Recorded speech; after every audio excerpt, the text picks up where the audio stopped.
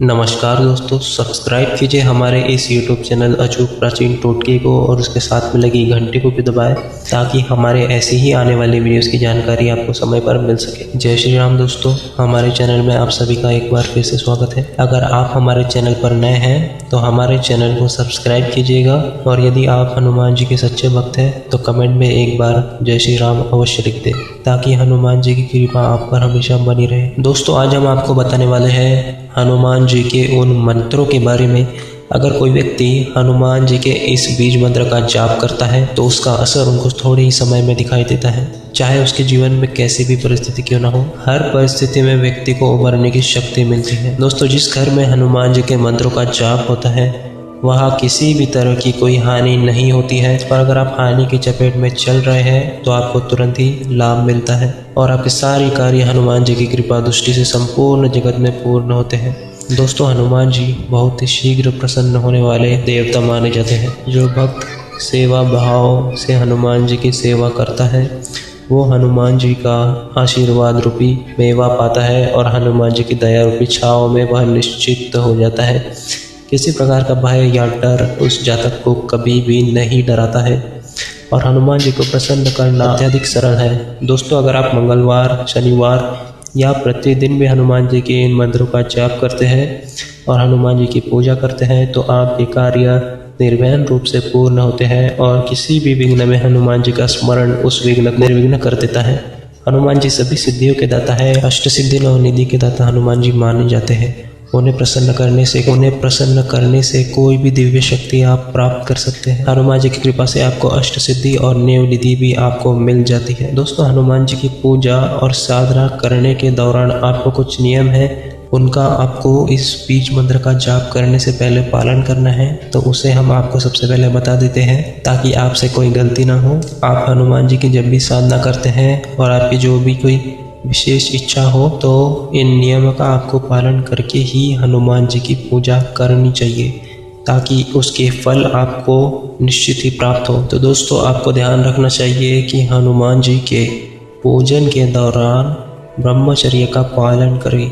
स्त्री से आपको संबंध दूर ही रखने हैं और साथ ही आपको ब्रह्मचर्य का पालन करना है। नकारात्मक विचार अपने मन में नहीं लाने हैं, किसी के प्रति बुरा भाव आपको नहीं रखना है, तभी आप हनुमान जी की पूजा के अनुदायक हो पाएंगे, अन्यथा आपको हनुमान जी की पूजा करने का लाभ भी नहीं मिलता है।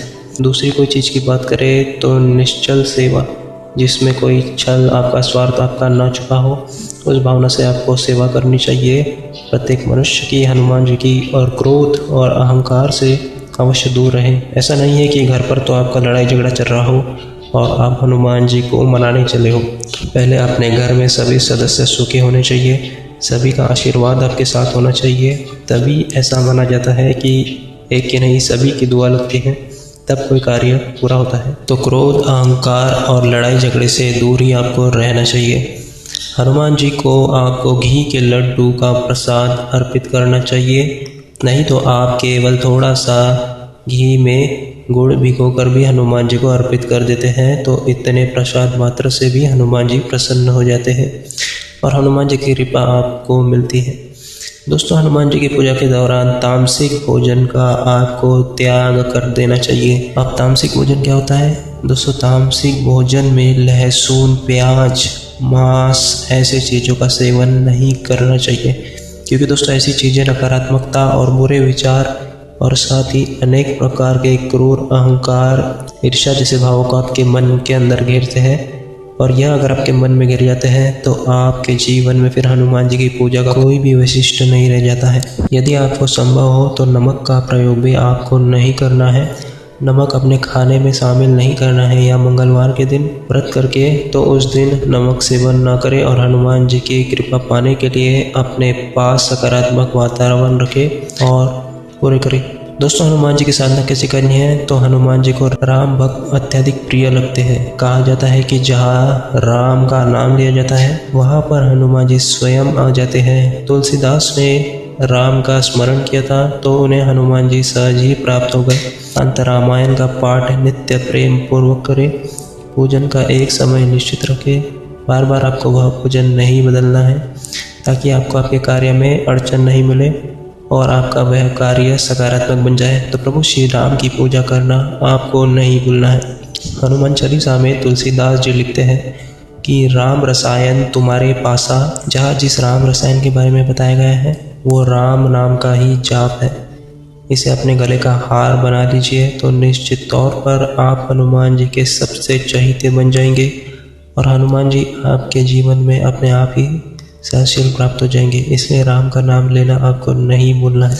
हनुमान चालीसा का प्रभाव अत्यधिक चमत्कारी माना गया है। इसका नित्य आपको 11 बार पाठ करना चाहिए तो हनुमान जी खुद प्रसन्न होंगे और हनुमान जी की कृपा आपको मिलने लगेगी।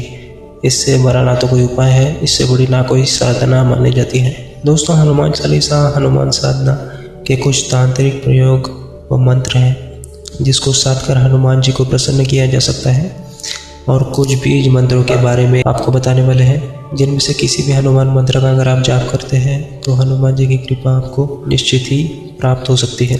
शुक्ल पक्ष की प्रथम मंगलवार से लाल आसन पर बैठकर अपने सामने हनुमान जी की मूर्ति को प्रतिष्ठित करके घी का दीपक जलाकर लाल चंदन की आपको माला लेनी है या फिर मूंगे की माला लेकर नित्य 11 माला लगातार 40 दिनों तक पाठ करने से हनुमान जी की आपको यह सिद्धि प्राप्त हो जाती है। और जब आपको यह सिद्धि हनुमान जी की मिल जाती है तो आपको चिंता करने की कोई भी ज़रूरत नहीं पड़ती है। दोस्तों, पहला सरल मंत्र है जिसका आपको जाप करना चाहिए।